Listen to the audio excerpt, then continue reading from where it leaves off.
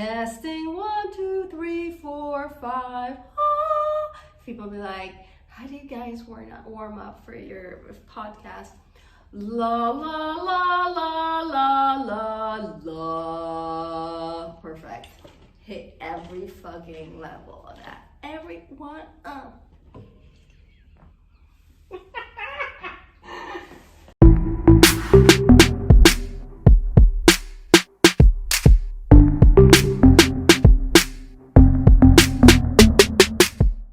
Welcome back, humans, and today we're going to talk about a topic that has been quite controversial lately. I mean, it's our favorite thing, right? Controversial, but we're back, and we've decided, I decided to call it, we were, same as always, chatting on WhatsApp, how did the conversation go? Boom, we're going to talk about that tomorrow. That's it. We decided at 11 p.m. 11, because I told you it had to be 666. I mean, we're good with 11. 666 is a no for me. But today, I've named the topic, Dancing with the Devil. Woo! Scandalo! And I love it when you say that.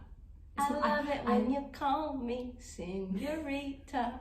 You're really loving this husky vibe, aren't you? I love it. There's something going on with my throat today. We don't know what it is. I'm not sick, but something's happening. So I use this as an opportunity to become the long lost legend I am. You know, I just sing. That's what I do. What do you mean long and lost? You are a legend. You're not long and lost. No, that's the part of me that's long and lost. Okay, the Amy fine. Winehouse. Right, the Amy. I mean, there she is. We love you, Amy. If you're watching. If you're watching, you know she is. 666. So Dancing with the Devil, tell us, what is it, Hiba? Well, one, it's isn't that the Demi new song? It is actually, and the new Netflix. Is it Netflix or HBO? YouTube. Yeah, fine. Yeah, it's some new. Nobody seems to be going Netflix anymore. They seem to want to go exclusive, like. I mean, I think it's where the money's at. True. Anyway, right. So. Have you guys seen Lil Nas's video? Yes! And that's where the controversy started, is because Lil Nas created a new song, and it's called Call Me By My Name. And the song features him as a devil at some point, and going down to hell and killing the devil and some fun shit like that. However, Karens, I would call them Karens, and church Karens specifically, and then parents decided that, oh my God, this is too much for our children, and he is such a bad example. Influence on our children. Blah, blah, blah, blah. Yeah. He's gonna raise their kids wrong. And I thought that was a very interesting perspective, that this is the guy that was talking about lean and cheating on his wife or girl, whatever, in that song, Long Time Road. Old Town Road. Yeah, that one. I mean, you all know that song. If you haven't heard the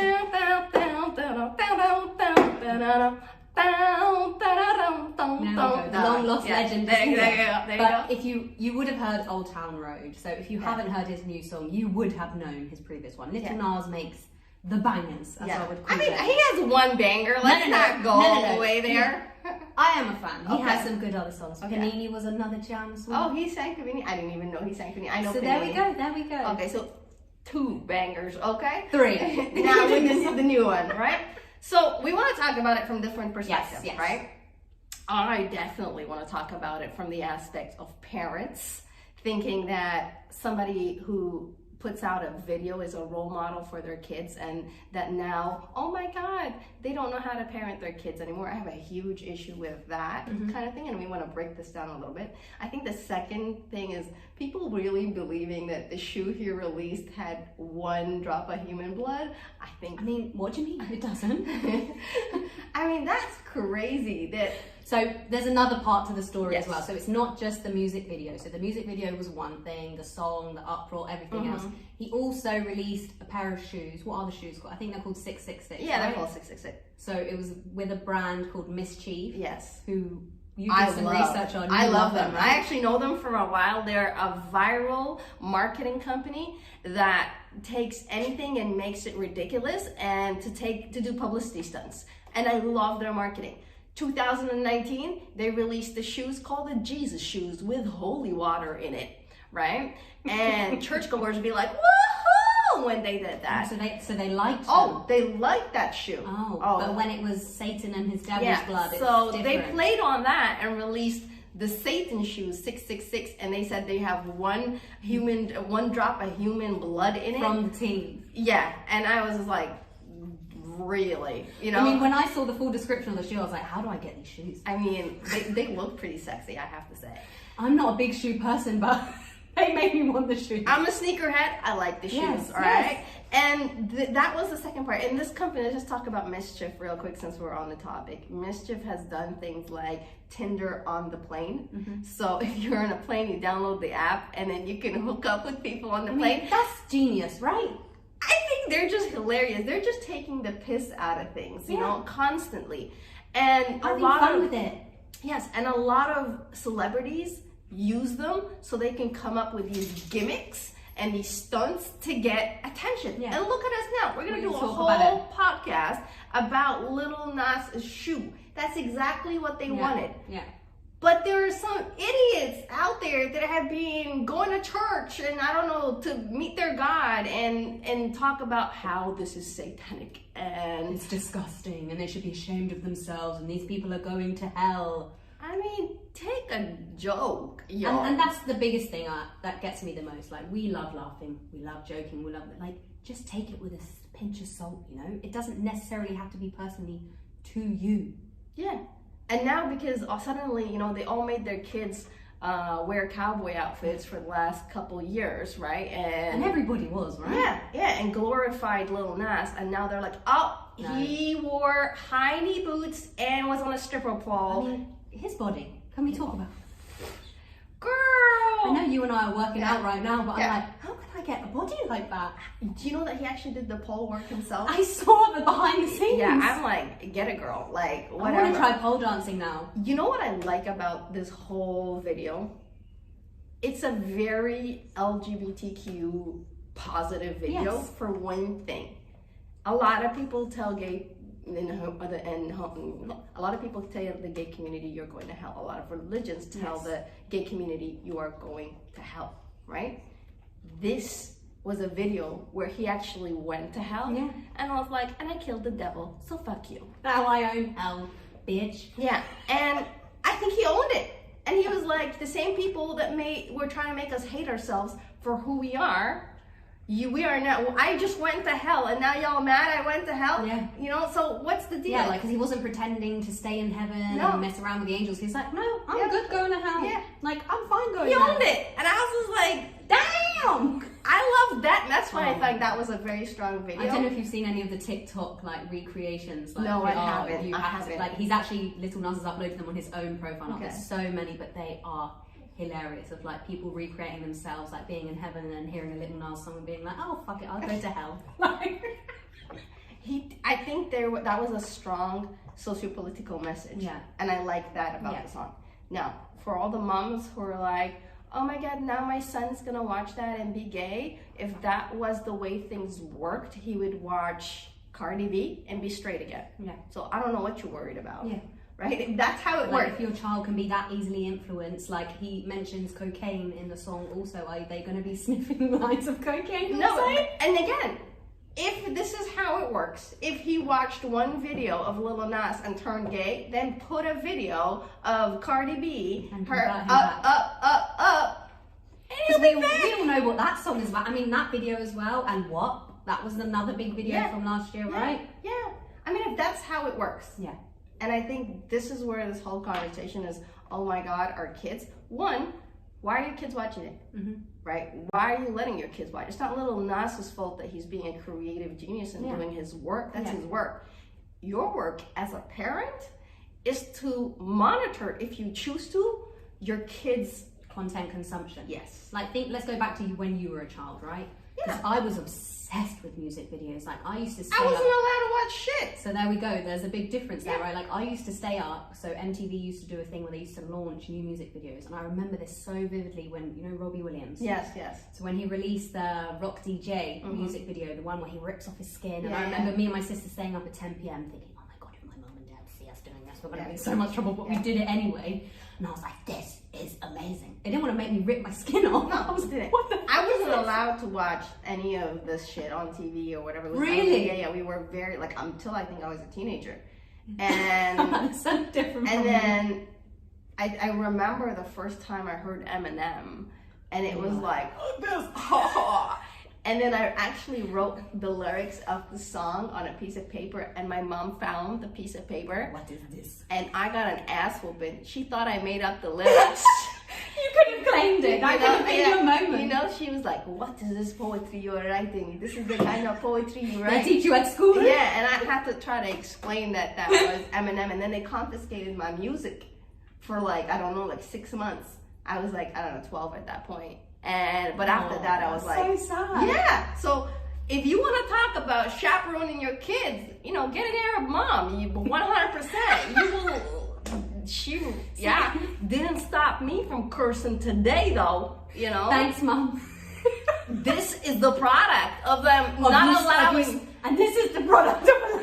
Yeah, we turn up to be whoever the fuck we want to turn up, no matter how much you control your kids.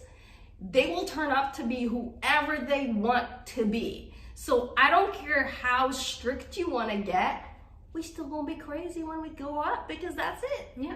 That's it. And if whoever you want to be, it'll come out. By the way, did you just hear me say glow up instead of grow up? I like it. It was a slip. I didn't, but thank you. Oh, yeah. There we go. No, I mean, my dad made me watch The Exorcist when I was 11. We were allowed to watch movies. Okay. That like scary. Yeah. They let me see Jaws when I was very young. I would think like music videos is the same, no? I think it's the sex aspect that they were not down for it. And wanted to like cover my virgin eyes. Fine. You know, sex isn't. Yeah, it's still very until taboo. you're married. Yeah, sex doesn't exist. That doesn't exist. You know, just go to the man without knowing anything. That's the way it is. What do I do with this? Oh my gosh. Anyways, where do we go from there? Yes, going back to our conversation about parents. I saw a lot of rants on social media, which I think is absolutely funny. On the social media. Yeah, on the social media, you know, on the other social media. And I was really quite interesting because I didn't understand why. I mean, because I'm not a parent, but I didn't understand why they were losing their shits. I mean, for me, it's simple. You have values. Mm-hmm. You spend 95%, you're supposed to, % of the time with your kid. That's how kids get imprinted and programmed by the people closest to them. The things that are repeated every single day. So they watch Lil Nas, they see him on a stripper pole saying 666, that's cool. But if you practice love, compassion, openness, transparency, kindness, whatever virtue it is every day with your child, that shouldn't even scare you. Yeah, it should just fly off them. I feel it's like a projection. Because they are being bad parents, they want to blame it outside of them on society, music culture, whatever it is, because they're not actually spending time with their kids and being the right role models for their kids. So it's easier to say it's Lil Nas's fault, they're ruining our generation, instead of saying I, a parent who is unavailable because maybe I'm working full-time or I have shit to do and I don't know how to parent and I have my own trauma that I haven't healed, so therefore don't know how to soothe a child or educate a child, and therefore I'm afraid that my child might be influenced by other sources. So I think that's the truth. I agree.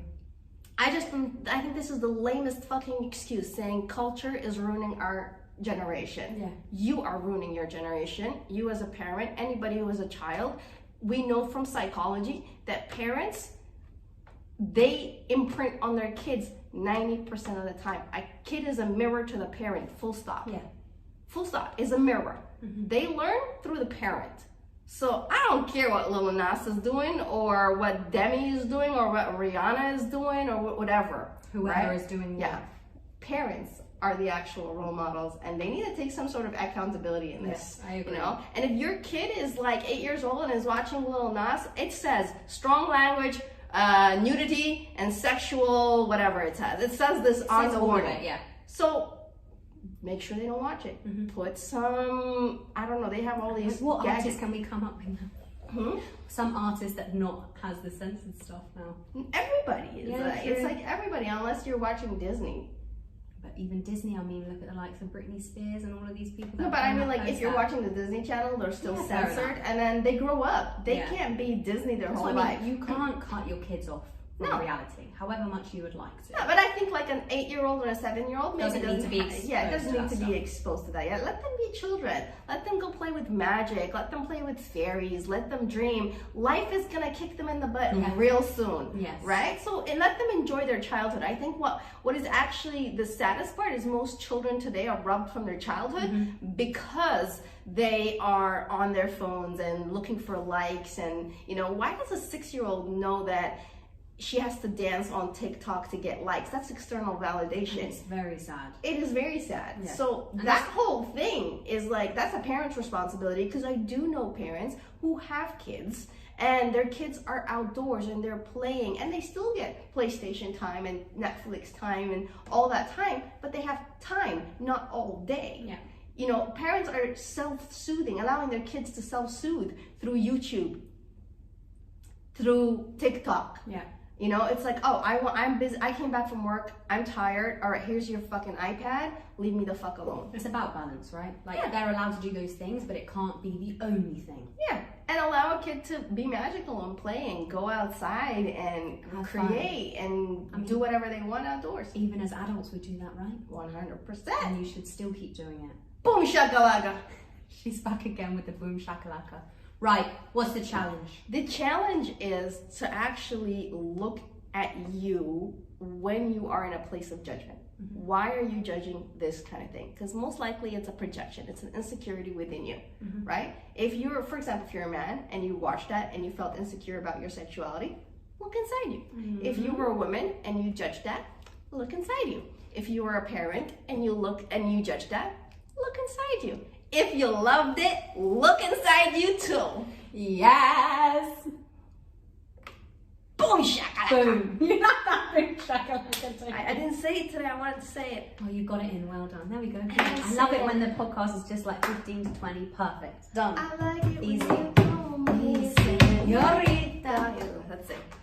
I love it when, what is it? You sing the song. I love it when you call me.